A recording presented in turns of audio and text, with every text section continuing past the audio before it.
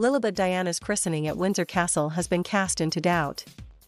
After Prince Harry's own biographer warned the Duke of Sussex that he cannot have his cake and eat it too. Prince Harry has been warned that he cannot continue to criticize the monarchy if he wants his newborn daughter Lilibet Diana to be christened at Windsor. Angela Levin, who wrote a biography of Prince Harry, said the Duke of Sussex cannot have his cake and eat it too. This comes after speculation that Harry and his wife Meghan Markle want Lilibet Diana to be christened at Windsor in front of the Queen. Speaking to GB News, Ms. Levin cast this into doubt in light of Harry's latest commercial deal, a tell-all memoir. Harry announced he would be releasing an accurate and wholly truthful memoir in 2022. The royal expert discussed how far Prince Harry will go in his memoir deal announced last week. She explained, "I think he will go as far as possibly can. I don't think there are any more boundaries for him." Ms. Levin continued, "I think that is a huge problem for the royals. It is like someone who has been caged. He said he felt trapped and now he has his freedom. And my goodness, he is going to take revenge.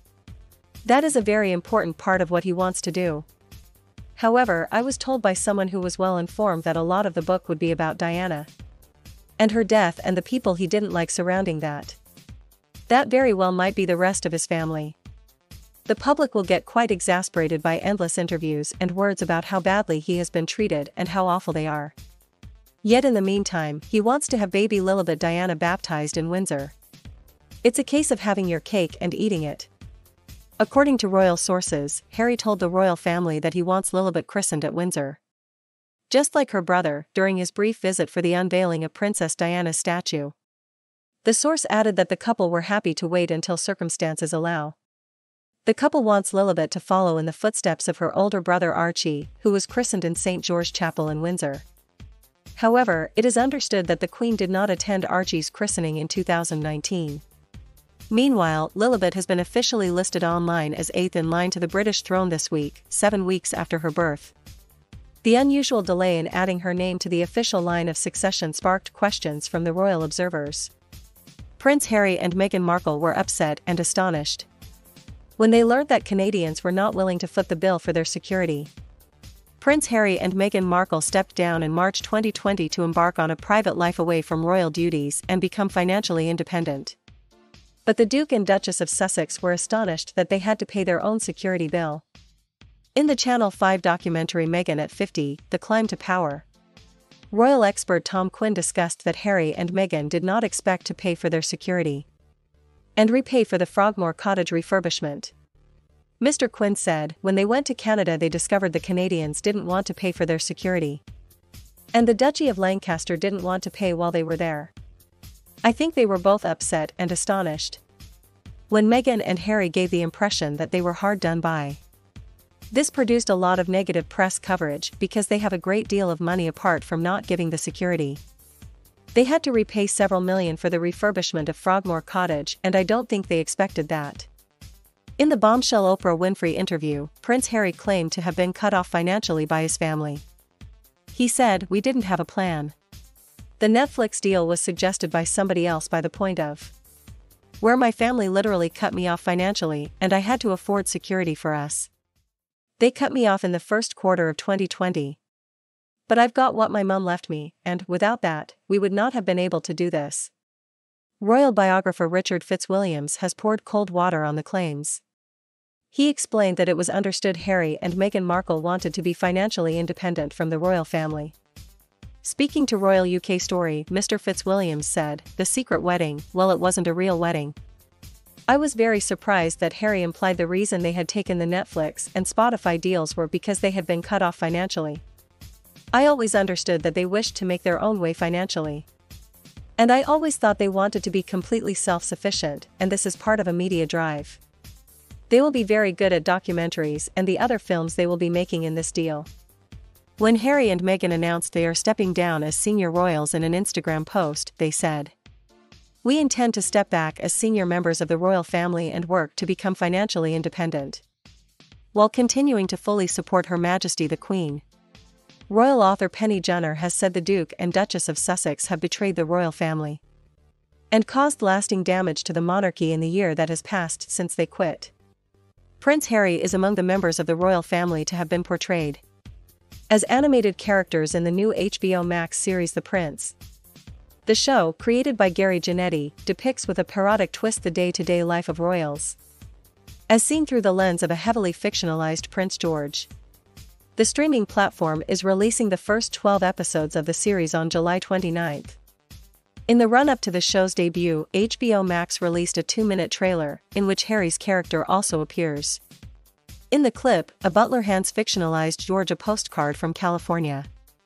The scene then cuts to a normal-looking apartment in the US, where the character looking like Harry is wandering around, under the worried gaze of his wife Meghan.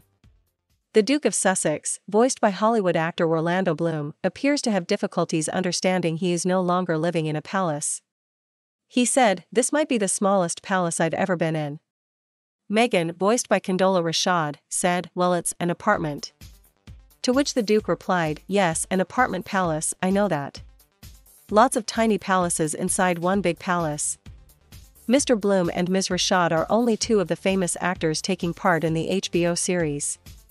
The Queen is voiced by Frances de la Tour, Game of Thrones star Sophie Turner voices Princess Charlotte, and Dan Stevens plays both Prince Charles and Prince Philip. Prince George is voiced by Mr. Janetti himself. Mr. Janetti first started playing around with dialogues and snarky remarks he imagined being made by the third in line to the throne a few years ago, and was publishing them on his Instagram account. The show was originally meant to premiere in the spring, but was pushed back following the passing of Prince Philip. The trailer has left many royal fans fuming for the decision to focus a satire show on an 8-year-old child. One fan of the Sussexes wrote on Twitter, "I don't care for the family members that are still on that little island. But this is wrong on so many levels. Leave children alone.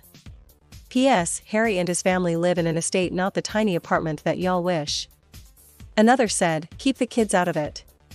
They shouldn't be parroted." A royal watcher compared this show with Channel 4's The Windsors, another satirical TV show focused on the royal family. They said, "The Windsors is hilarious because it doesn't touch on the children. This cartoon is cruel and in bad taste. Poor Prince George will have to go to school with other kids who would have seen the show." Another Twitter user added, "No, no, no, no. The adults of the royal family, fine, do whatever you like, I guess. But George, the other royal children should be off limits. Just make up a royal family if you really want to do what if Stewie Griffin was a prince." Prince Harry fumed at criticism coming his way as he asked, "Why is everyone so miserable and angry?" A book released last year claims. Prince Harry has announced he will publish his memoirs next year, and a royal expert claims Prince William could be hardest hit by the book. Ingrid Seward, editor-in-chief of Majesty magazine, said that Harry could say inappropriate things about the firm, with terrible consequences for William. She said, "William is probably the one that will come out of this worst of all. Because there is a row between William and Harry, and basically, if Harry says things that are inappropriate about the monarchy, that is William's future. It's not Harry's future, he is out of it now, but it is William's future." Harry and his wife Meghan Markle have come under fire since leaving royal duties behind. And in the 2020 book Finding Freedom, it is claimed that the Duke of Sussex grew impatient with the amount of condemnation. In extracts from the book, authored by Omid Scobie and Carolyn Durand, it is suggested that chatter between royal aides of different royal households made things more difficult for the Sussexes. The book read, "No one could deny the fact that the couple were emotionally exhausted. Whether they had brought it on themselves or were victims of a merciless machine. They felt under pressure. They felt that they were alone," a source said. "For Harry especially, it was all getting to be too much. Doesn't the Queen deserve better?" Screamed one newspaper headline, which the prince read online. "These people are just paid trolls," he later told a friend. "Nothing but trolls, and it's disgusting." The book also highlighted how Harry read other disparaging comments about himself and his wife Meghan, and was left bemused and angry. The extract added, his stomach tied into the same knot every time he saw these sorts of comment. "It's a sick part of the society we live in today, and no one is doing anything about it," he continued. "Where's the positivity? Why is everyone so miserable and angry?" Mr. Scobie and Ms. Durand added that Harry was also losing faith in the royal family, as stories about the Sussexes continued to be leaked to the press. Finding Freedom has been updated since its publication last summer with a new chapter. HarperCollins said the update will also include Meghan's emotional healing journey from losing a child to the birth of their daughter. HarperCollins added, behind the scenes of Harry and Meghan's groundbreaking interview with Oprah. Details behind the couple's move to California and the various philanthropic and business endeavors the Sussexes have been involved with since their move and what's to come with Archewell Productions. The update will also include new information regarding challenges the couple face regarding privacy and the British press and the heartbreak the couple felt over Prince Philip's death.